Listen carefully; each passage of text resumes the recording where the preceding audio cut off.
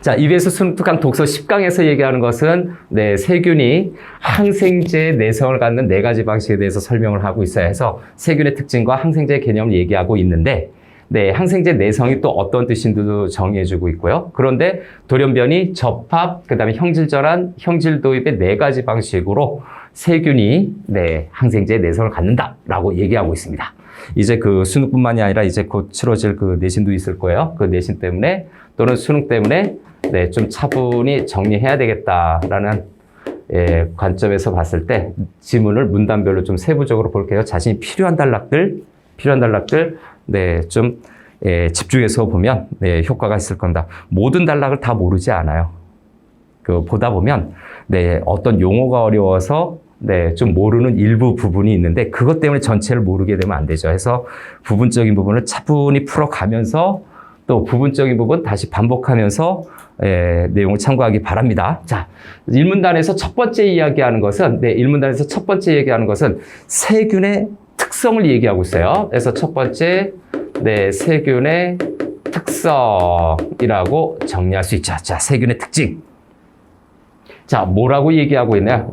단세포 원핵생물이고요. 세포 소기관이 없어서 구조가 단순하죠. 그래서 요거는 그냥 그대로 써야 되네요. 단세포 원핵생물이다 라는 내용으로 정리할 수가 있고 요게 첫 번째겠죠. 단세포 원핵생물이다. 두 번째, 막으로 둘러싸인 세포 소기관이 없어서 구조가 단순합니다.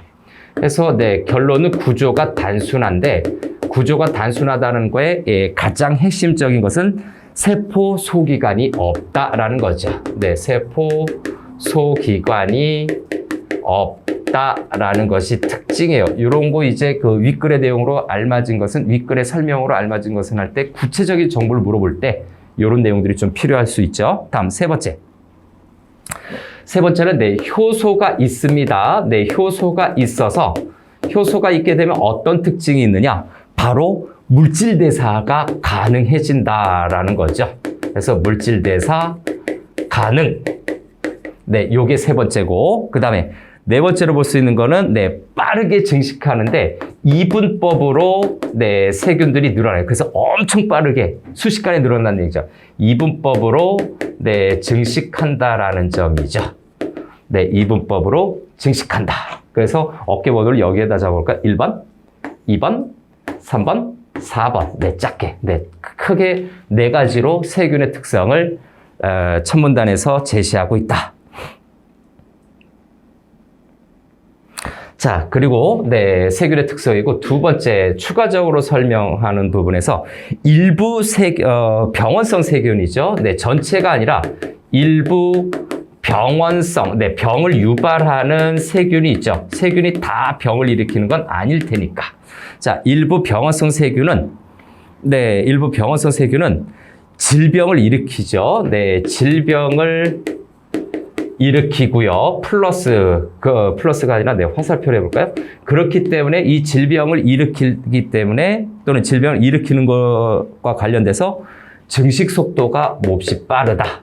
증식 속도 빠름. 그 다음 세 번째. 병원성 세균에 만약에 감염이 되면 인체 세포나 조직이 손상되고 물질 대사에 문제가 생긴다는 얘기죠. 그래서 앞에서 언급했었던 병원성 세균에 감염이 되면 어떤 특징이 나타나느냐? 그래서 이제 항생제들을 만들어서 치료를 하는 거겠죠. 그 인체 세포나 조직이 손상돼요. 그래서 인체 세포나 조직이 어떻게 된다? 손상이 된다라는 얘기죠. 손상이 되고 플러스 물질 대사. 세균도 물질 대사하는데 우리 인간이 물질 대사를 하는 거에 물질 대사에 어떤 이상이 생깁니다. 이상 발생이라고 체크할까요? 오케이. 이상이 발생한다. 자, 그래서 이렇게 병원성 세균에 감염되는 네, 여기로 이렇게 쳐서 4번으로 할까요? 네 번째는 거기에 예시를 들 수가 있을 텐데 그 예시로 들 수 있는 것이 세균성 식중독이 있고요. 오케이, 세균성 식중독. 우리 그 음식 잘못 먹어서 네, 막 좀 이상 증세 나타나는 거 있죠? 네, 세균성 식중독. 그 다음에 세균성 폐렴이에요. 네, 세균성으로 세균성으로 식중독이 있고, 그 다음에 네, 세균성 폐렴도 있고요. 네, 세균이 들어가서 결핵도 걸리죠. 네, 세균성 결핵. 이 결핵이 가장 골치 아프잖아요. 그죠? 네, 세균성 폐렴, 세균성 결핵, 뭐 이런 것들을 우리 주변에서 예로 볼 수 있다. 자, 첫 번째 문단 마무리했습니다. 다음 두 번째 문단 넘어가죠. 두 번째 문단. 아주 개념적인 걸 차분차분히 얘기하고 있는데, 네, 그런데, 네, 내용이 좀 비교적 길어요. 생각보다. 네, 7개의 문단으로 되어 있어서, 우와, 좀, 네, 스스로 공부할 때 좀 많은, 네, 난관이 있을 수 있습니다. 자, 두 번째 문단은, 네, 항생제의 개념과 효능입니다. 그래서, 네, 첫 번째, 네, 항생제의 개념을 체크해 볼게요. 그래서, 항생제의 개념이 무엇인가? 또는 항생제의 개념이자 특성이겠죠. 항생제의 개념. 한마디로 감염증을 치료하는 효능을 지닌 약이겠죠. 그래서 네, 세균의 감염증을 결론부터 먼저 보는 감염증을 네, 치료하는 효능을 지닌 약이에요. 네, 치료하는 효능을 지닌 약인데, 다시 한번 감염증을 치료하는 네, 효능을 지닌 약인데, 그럼 이 감염증을 치료한다라는 것이 그 과정적으로 뭔가? 자, 세균 세포의 증식 속도를 늦추는 거죠. 그래서 세균의 그 세포죠. 증식 속도를 떨어뜨리는 겁니다. 네, 증식 속도를 늦추거나 또는 세균 세포를 완전히 파괴시켜버리는 거죠. 네, 이 두 가지 방식입니다. 가장 핵심적인 것은 속도를 떨어뜨리거나 파괴시키는 것 두 가지인데, 파괴를 시키면 더없이 효과가 좋을 것 같지만, 파괴가 또 쉽지는 않은 것 같습니다. 자, 다음 두 번째. 그런데 여기서 좀 플러스 좀 더 들어가야 될 게, 네, 첫 번째 항목에서요. 항생제는 바이러스성 질환에는 효과가 없습니다. 그래서 요거는 이렇게 또 추가로 할까요? 그냥 2번으로 따로 잡아서 쓰는 게 낫겠습니다. 자, 항생제 자체는요. 네, 항생제는 바이러스성 질환에는 효과가 없다. 다시 한번. 바이러스성 질환에는 효과가 없습니다. 그 다음 세 번째. 자, 항생제 개념에다가 이제 효능이겠죠. 항생제의 효능 한번 체크해 보겠습니다. 자, 항생제의 효능은 당연히 치료 효과가 있어야 되겠죠. 네, 항생제를 투여하면 뭔가가 좀 병이 나아야 될 테니까. 그래서 세균 세포가 생존하기 위한 그 과정을 방해해서 세균을 죽입니다. 그래서 이 효능이라고 하는 것이 어떻게 나타나느냐? 네, 세균의 어떤 그 생존에 관련된 메커니즘이 있을 거예요. 어떤 방식이 있을 거예요. 또는 그 과정이 있을 거예요. 생존 과정을 어떻게 한다? 교란시키거나 파괴시키는 거죠. 그래서 과정을 어떻게 방해를 합니다. 과정을 방해해서 결국은 세균을 죽이게 되는 거죠. 방해해서 결국 네, 세균을 죽게 된다라는 거죠. 다시 한번 예를 들어서 생존 과정을 방해하는 것의 우리 일상생활에서의 예시가 뭐냐? 우리 자일리톨검 같은 거 있잖아요. 그 자일리톨검은 네, 뭐 과정을 방해한 건지까지 뭐 좀 논란이 있을 수 있지만 이 치안에 우리 입안에 그 치아에 나쁜 영향을 주는 세균이 뭔가 이제 뭔가를 먹죠. 네. 그래서 뭐 당도 먹고 그래서 막 치아를 막 부식시키는데 그 어떤 자신들이 증식시키기 위해서 그 에너지원들이 필요할 텐데 그것이 아무것도 없는, 아무 칼로리가 없는 네, 그 성분을 먹게 되는 겁니다. 그것이 자일리톨에서 아마 나오는 것 같아요. 그래서 네, 결국은 스스로 굶어 죽게 만드는 일종의 그 생존 과정을 방해하는 거나 마찬가지로 굶겨 죽이는 거예요. 우리 자일리톨거미 입안에 나쁜 충치균, 충치 유발 세균들을 네, 굶겨 죽인다라고 합니다. 자, 간단히 정리하면 두 번째 문단 이렇게 정리가 됐고요. 다음 세 번째 문단 넘어갑시다. 자, 세 번째 문단은 또 무슨 얘기를 하고 있나? 라고 봤는데 우리 미리 체크를 하고 왔어요. 항생제 내성에 관련된 얘기를 하고 있습니다. 그래서 첫 번째는 항생제 내성이 무엇인가? 네, 항생제 내성이라고 하는 거죠. 자, 항생제 내성이 무엇인지 체크해 보겠습니다. 자, 앞에서 항생제 효능을 얘기했는데 이 항생제의 이런 효과를 이겨내고 세균이 살아남는 거예요. 쉽게 얘기하면 세균이 살아남는 거라서 항생제 내성이라고 하는 것은 네, 세균이 항생제의 생존 과정을 방해하는 항생제의 어떤 그 효능이죠. 어떤 항생제 기능이죠. 항생제의 효과에 저항을 하게 됩니다. 네, 효능에 저항을 해서 결국 살아남는 것이 뭡니까? 네, 항생제 내성이다. 그래서 저항을 해서 생존을 하거나 심지어 거기서 또 증식까지 해버리는 생존을 하거나 증식하는 것을 항생제 내성이라고 한다. 네, 단순히 저항만 있는 것이 아니라 저항에다가 생존뿐만이 아니라 증식까지 하는 이 과정이 바로 항생제 내성. 항생제 내성. 두 번째는 네, 이렇게 항생제 내성이 생겼을 때 네, 세균 감염의 질환 치료가 어려운 이유가 두 번째로 제시가 되겠죠. 항생제 내성을 가진 그런 바이러스성 질환에서 세균 감염 질환이 왜 치료가 어려운가? 우리 지금 한참 겪고 있잖아요. 그죠? 예, 우리 코로나 같은 거. 세균 감염 질환이, 네, 질환에 어떤 치료의 어려움이 있어요. 어려움의 이유를 좀 체크를 해보자면, 자, 세균 질환이 왜 어려울까? 자, 일단 세균이 1차적으로 항생제 내성을 갖는 것이 첫 번째입니다. 이렇게 되면 이제 치료가 진짜 어려워지기 시작하는 거죠. 항생제 내성을 갖게 되면 그 다음 단계가 어떻게 되느냐?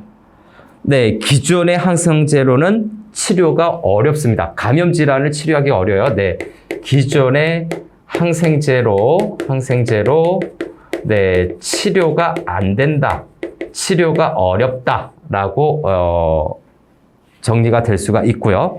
그렇게 치료가 힘들면 당연히 새로운 항생제를 개발해야 되겠죠? 네, 마땅히 네, 새로운 항생제를 개발해야 되는데 이게 굉장히 독성이 강해지겠죠.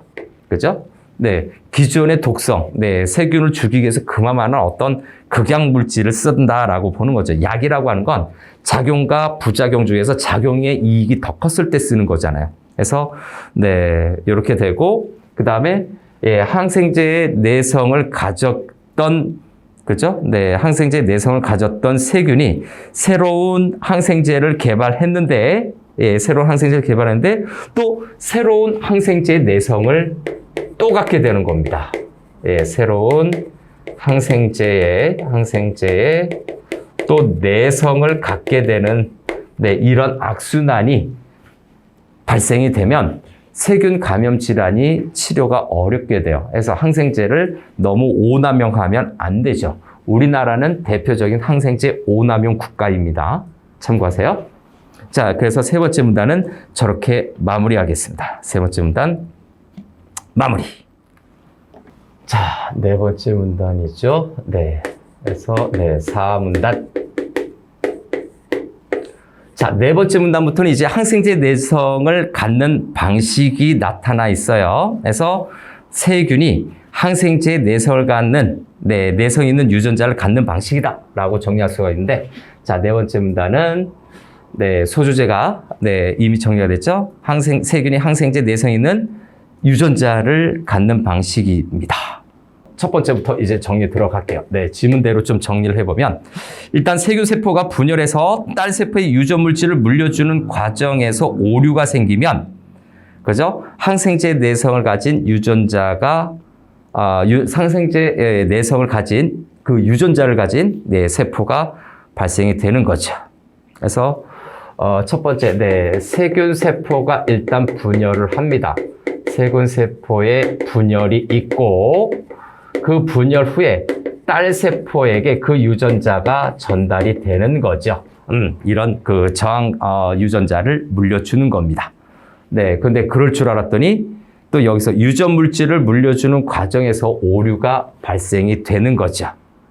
그죠? 네, 그래서 딸 세포에게 유전자를 또는 유전 물질이라고 해야겠죠. 유전 물질을 물려주는 그 과정에서 뭐가 생긴다? 이때 오류가 발생을 해요. 오류 발생. 어느 시기에 발생을 하느냐? 유전 물질을 물려주는 그 과정에서, 물려주는 과정에서 오류가 발생한다라는 점이죠. 유전 물질을 물려주고 그 과정에서 이상이 생긴 거예요. 이게 이제 좀 돌연변이겠죠? 네, 그래서 결국 항생제 내성을 가진 항생제가 말을 안 들어요. 그래서 항생제의 내성이 생기게 되는 거죠. 그죠? 항생제 내성을 가진 어떤 그 유전자 세포가 아예 딸 세포에 생겨 버리게 되는 거죠. 이렇게 정리하면 좀 더 보기 나을 겁니다. 자, 다음 두 번째로 좀 정리하면 이렇게 돌연변이가 일어나는 건 사실 흔한 거는 아닙니다. 그래서 돌연변이는 자주 일어나는 게 아니거든요. 돌연변이는 원래 드문 현상인데 왜 그러느냐? Why? 증식 속도가 빠르잖아요. 세균에. 해서 증식 속도가 매우 빠르기 때문에 돌연변이가 드문 현상으로 나타날 수밖에 없어요. 돌연변이 나타나기 전에 이미 증식을 다 해버리는데, 그럼 이게 뭐지? 라고 생각할 수 있죠. 그죠? 드문 현상으로 볼 수가 있어야 되는데, 매우 빠르면 드문 현상인데, 그런데 오히려 반대로 보면, 증식이 빠른 것이 이 드문 현상이 아닌 걸로 만들게 돼버리는 거죠. 일반적으로 우리가 상식적으로 생각할 땐 너무 빠르면 이미 다 물려주고 훅훅 지나가는 거 아닌가 한데, 세균 세계에서는 그렇지가 않은가 봐요. 증식이 오히려 빠른 것이 드문 현상이 아니다라는 얘기죠. 그래서 드문 현상이 드문 현상이 아닌 일반화될 수 있다. 세균에서는 저렇게 돌연변이가 발생되는 것이 오히려 더 잘 발생할 수 있다라는 거죠. 우리의 기존 생각하고 약간 좀 다를 수 있는 부분이에요. 다음 세 번째. 자, 그래서 이 돌연변이라고 하는 이런 것들이 어떤 역할 또는 어떤 기능을 하는가라고 정리를 해보니까 항생제를 차단하거나 항생제를 세포 밖으로 내보내는 거죠. 그래서 이 돌연변이가 발생한 항생제를 차단하거나 또는 세포 밖으로 내보내버립니다. 한마디로 튕겨버리는 거죠. 세포 밖으로 내보낸다라고 하는 이런 또 생존의 기술이 나타나네요. 참 대단한 세균인 것 같습니다. 다섯 번째 문단으로 넘어갑니다. 자, 다섯 번째 문단은, 그래서 요 네 번째 문단은, 소주제도 미리 체크했지만, 내성이 있는, 세균이, 요거 좀 그래도 체크하고 갈게요. 세균이 내성이 있는 유전자를 갖는 방식이겠죠. 세균이 내성이 있는 유전자를 갖는 방식 또는 방법이라고 봐야 되겠죠. 방법이 그 첫 번째가 돌연변이라는 점이죠. 요거는 다시 기억을 되살리라고 체크해 놓은 거예요. 세균이 내성 유전자를 갖는 방법. 첫 번째가 돌연변이다. 다음 두 번째는 좀 더 이제 줄여서 접합에 대한 설명을 하게 될 겁니다. 접합에 대해서 뭔가 접하고 합해지는 거겠죠. 첫 번째 들어가 볼게요. 자, 그래서 접합이라는 것이 뭔가 좀 모르니까 접합이라고 하는 것은 살아있는 세균 사이에서 유전 정보겠죠. 정확히는 유전 정보가 전달되는 현상이에요. 그래서 접합 이라고 하는 것은 죽은 세포가 아니라 네, 살아있는 세포 사이에서 예, 유전 정보가 전달이 되는 겁니다. 그래서 유전 정보가 전달이 되는 현상을 네, 접합이라고 합니다. 살아있는 상태에 대한 예, 유전 정보가 전달이 됩니다. 자, 그러면 두 번째, 이 접합의 특징이 있을 겁니다. 예, 다섯 번째 문단은 접합에 대해서만 체크해 하는 거니까 예, 접합의 특징 첫 번째. 자, 많은 세균들이 접합을 하는데 네, 모든 세균이 하는 것은 아니다라는 것이죠. 하는 것은 아니다. 접합을 하는 세균이 있고 하지 못하는 세균이 있다. 그리고 두 번째 특징. 네, 같은 종끼리 아니라 네, 다른 종과 네, 접합이 가능합니다. 이종 접합이 가능하다는 얘기죠. 접합이 가능하다.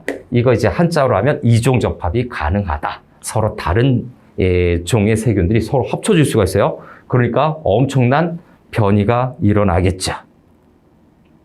다시 한번 얘기하지만 이 접합하는 동안에 유전 정보가 전달이 된다라는 점, 바로 이 특징, 다른 종과 접합할 때도 역시 마찬가지라는 점, 네, 접합하고 서로 붙어 있으면 네, 유전 정보가 전달이 된다. 그죠? 네, 전달이 된다. 그러면 요걸 활용을 해서 세 번째 특징으로요. 세 번째. 네, 접합하는 동안이에요. 접합을 안 하면 전달 안 됩니다. 접합하는 동안에 아까 그 항생제 내성이라고 얘기했었죠? 네, 항생제 내성 유전자가 네, 전달이 됩니다. 유전자가 네, 전달이 된다라는 점이죠. 또 이런 세균의 특징이 있구나. 자, 그래서 특징 이렇게 좀 정리를 했고요.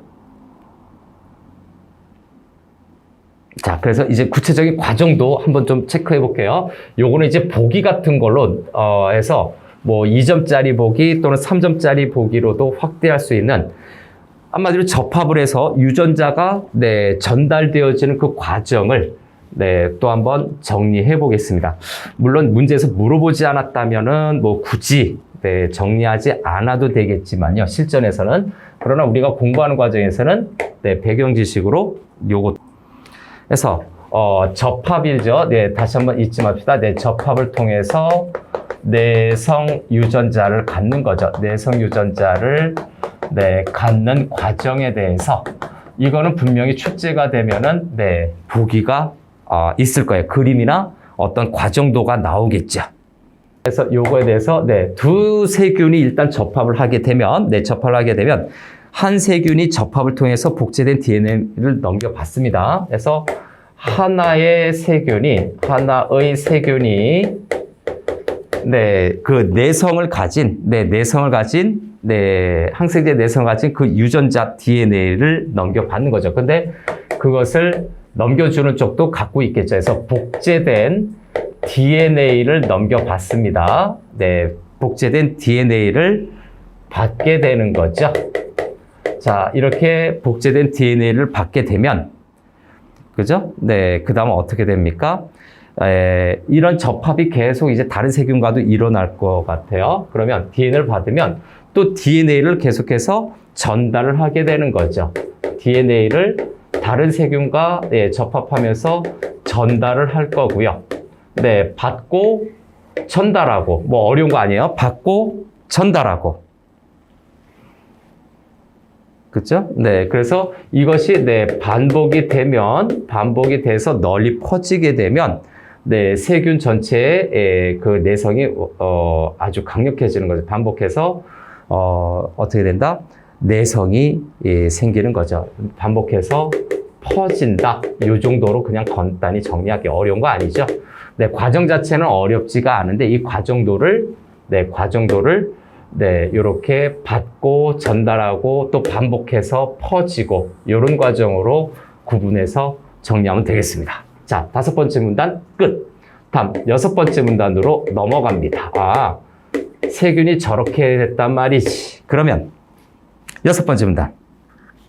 6번째 문단은 또 어떤 방법으로 봤는지 얘기하고 있어요. 첫 번째 돌연변이, 두 번째 접합, 그 다음에 세 번째 방식은 형질 전환. 6문단과 7문단에 있는 형질 전환과 형질 도입이 네, 헷갈릴 수 있으니까 네, 형질 전환이죠. 네, 정확하게 여기에서부터는 네, 용어 구분해서 체크해야 되겠습니다. 자, 첫 번째 형질 전환의 개념을 좀 체크해 볼까요? 네, 형질 전환의 개념, 정의, 특징 뭐 이런 건데, 자, 세포가 네, 주위 환경에서 그 중심부가 아니라 주위 환경에서 외래의 외부죠. 네, 외부에서 온 네, DNA를 일단 흡수를 합니다. 외래 DNA를 흡수를 해요. 일단 처음에 흡수를 하죠. 그 다음에 네, 플러스 어떻게 된다? 그것을 재조합을 하게 되고, 자, 재조합을 해서 자신의 유전자와 통합을 하게 되죠. 그래서 자신의 유전자와 예, 통합을 하는 것이 바로 형질 전환이다. 형질 전환이다. 그래서 형질 전환의 특징은 처음에 흡수, 그죠? 네, 흡수, 외부에서 흡수해요. 그런데 다시 재조합을 해요. 배열을 다시 하겠죠. 재조합. 그 다음에 네, 통합을 하게 되는 거죠. 흡수, 재조합, 통합이라고 하는 요 세 가지 과정의 키워드는 기억해 둡시다. 형질 전환, 바뀌는 거죠. 그래서 저기 앞에서 하는 것처럼 네, 방법적인 부분이 있습니다. 그래서 접합 부분에서도 그 과정 또는 방법이라고 했던 것처럼 여기도 네, 형질 전환을 통해서 세포가 항성제 내성 유전자를 갖는 방법이죠. 그래서 네, 요것도 한번 써볼까요? 형질 전환을 통해서 내성 유전자를, 항생제에 대한 내성 유전자를 네, 갖는 과정 또는 그 방법을 또 체크해 보겠습니다. 자, 요거는 내성이 있는 다른 세균의 DNA를 흡수하는데, 내성이 있는 다른 세균의 DNA 조각을, 네, 전체가 아니라 DNA 조각을 어떻게 한다고? 흡수합니다. 네, 흡수하게 되는 거죠. 자, 흡수하게 되면 이 흡수를 통해서 바로 내성이 생기게 됩니다. 그래서 이걸 통해서 네, 항생제 내성을 바로 갖게 돼요. 항생제 내성을 바로 갖게 된다. 흡수만으로, 요거는 앞에서보다 더 단순하네. 이거는 단순하게 흡수 그 자체만으로 내성을 갖게 되는, 그죠? 이런 과정이 있다. 아주 단순하죠? 요거는. 다음에 마지막 7번째 문단으로 넘어갈게요. 네, 이쪽으로 좀 체크해 보겠습니다. 자, 그래서 마지막 문단이에요. 네, 7번째 문단. 네, 좀 길었네요. 보통 5개 문단 정도가 있는데 무려 7개 문단, 4가지를 설명하느라고 그랬어요. 네, 형질 도입입니다. 여기에서는 네, 형질 도입, 아예 뭔가를 받아들이는 건가요? 살펴봅시다. 형질 도입. 읽기 전에 아마 이런 의문을 좀 가지면서 읽으면 조금 더 네, 내용이 잘 보일 수 있다. 자, 일단 첫 번째 네, 형질 도입으로 네, 뭡니까? 네, 내성 유전자를 갖게 되는 그 방법인데, 첫 번째 박테리오파지라는 것이 있어요. 다시 한번. 네, 박테리오파지가 있는데, 자, 이 박테리오파지는 특정 세균을 공격해서 감염시키는 바이러스입니다. 그래서 박테리오파지는 네, 특정 세균을 공격하는 거예요. 특정 세균을 공격하고, 네, 그리고 감염시키는 거죠. 공격 플러스 감염시키는 바이러스다. 감염시키는 바이러스다. 다음 뭡니까? 특징을 좀 봐야 되겠죠? 박테리오파지의. 자, 그런데 이제 다른 세균을 공격하면서 자신의 DNA를 세균에 주입을 하죠. 세균에 주입을 하고, 그렇죠? 그러면서 그 공격한, 그 세균이 갖고 있던 항생제 내성 유전자를 자기 DNA에 조합해버리는 거죠. 그래서, 감염을 시키는 거죠. 그래서, 바이러스인데, 요거를 좀 여기에다 늘려서 할까요? 아니, 여기 화살표로 할게요. 요거 이제 개념이니까. 감염시키는 특정세를 공격하고 감염시키는 바이러스가 박테리오파지인데, 자, 공격하면서, 공격 시 두 가지를 합니다. 자신의 DNA를 상대편 세균이죠. 상대 세균에 주입을 시켜버립니다. 상대 세균에 주입을 시켜버리고 또 하나는 상대 세균이 갖고 있던, 상대편 세균이 갖고 있던, DNA 조각을 조합하는데 어떤 겁니까? 항생제 내성을 가진 유전자 DNA죠. 그래서 두 번째는 항생제 내성을 지닌 유전자 조각이죠. 유전자 조각을 자신이 흡수하는 것이 아니라 조합을 한다라고 하죠. 조각을 자신의 DNA에 조합한다라고 그랬죠. 조합해버립니다. 통합해버리는 거겠죠. 그래서 조합을 한다라는 점. 박테리오파지가 또 이런 특징이 있네요. 그래서 요렇게 되면 자신을 복제를 하게 되거든요. 그래서 이렇게 박테리오파지가 복제를 하게 되면 항생제 내성을 가졌던 그 유전자를 후손들이 갖게 되는 거죠. 복제를 하면 어떻게 된다고? 후손들이 항생제의 내성이 생기는 거죠. 항생제 내성을 가진 그 유전자를 그대로 갖게 되는 겁니다. 유전자를 그대로 갖게 된다라는 거죠. 그래서 박테리오파지로 하나 정리했고요. 자, 이제 또 바꿔서 두 번째로 정리 들어가겠습니다. 자, 구체적인 과정과 방법이겠죠. 과정, 방법. 그죠? 과정과 방법을 이제 체크할 겁니다. 어떤 과정이다? 내성 유전자를 갖는 과정과 방법을 체크하고자 합니다. 요거를 좀 문구화 시켜야 될 것 같은데, 좀 간단하게. 자, 항생제 내성 유전자를 지닌 박테리오파지의 공격을 받은 세균 가운데 살아남은 세균이 내성 유전자를 갖게 된다라고 정리할 수 있네요. 자, 과정과 여기서 이제 됐죠? 해서 항생제 내성을 가진 항생제 내성이 있는 박테리오파지가 있죠. 박테리오파지의 공격을 세균이 받아요. 그죠? 그래서 박테리오파지의 공격을 받은 세균이 살아남게 되면요. 살아남게 됩니다. 다 죽지 않고 살아남은 놈이 있을 거예요. 남은 세균이 어떻게 됩니까?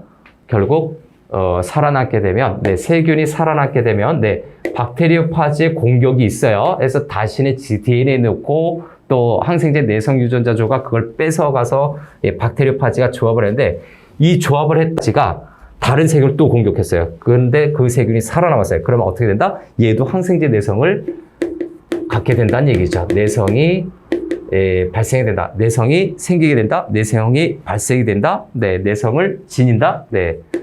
내성을 지니게 된다. 이렇게 볼 수가 있죠. 그러니까 이 박테리오파지가 이미 항생제 내성을 갖고 있어요. 근데 세균을 공격했어요. 그런데 그 세균이 그걸 또 그대로 살아남은 놈이 흡수하거나 제조합한 거겠죠. 다음 마지막 하나만 더 정리할게요. 자, 이렇게 형질 도입이죠. 이 형질 도입을 하는 이 과정에서 형질을 도입하는 이 과정에서 특징이 뭐냐? 여러 가지 항생제의 내성이 있는 여러 가지 항생제의 내성이 있는 세균이 발생하게 된다는 얘기죠. 여러 항생제의 내성을 가진 세균이 탄생하게 된다? 그렇게 해야 될까요? 세균 탄생 이렇게 해보겠습니다. 그냥 한 가지 항생제가 아니라 여러 가지 항생제의 내성을 가진 세균이 탄생할 수 있다. 와, 이거 무섭죠?